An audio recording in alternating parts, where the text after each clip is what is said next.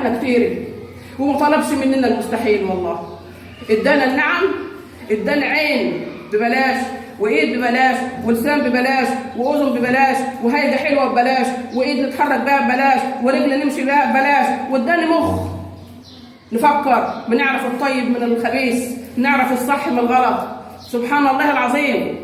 وبرضه كل ده ببلاش، وفرضوا عليها تعليمات، انا مش عاجباني التعليمات للاسف.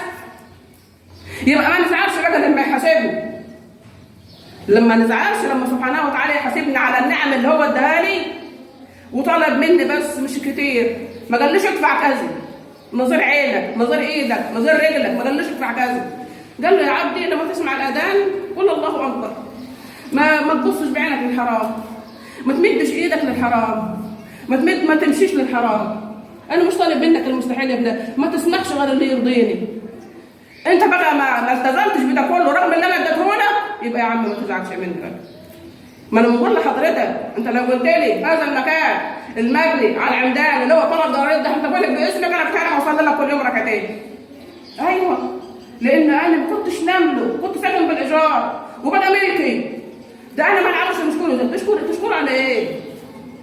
طب اشكر اللي خلقك في هذه الهيئه الحلوه دي، الهيئه اللي انت بتتباهى بيها دي، اللي اداك عين تشوف بيها العدو الحبيب. اشكره، قول له شكرا يا رب.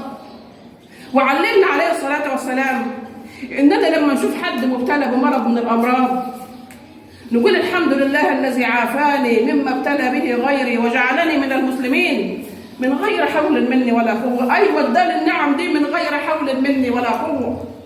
اللهم اني تبرأت من حولي وقوتي الى حولك وقوتك يا ارحم الراحمين.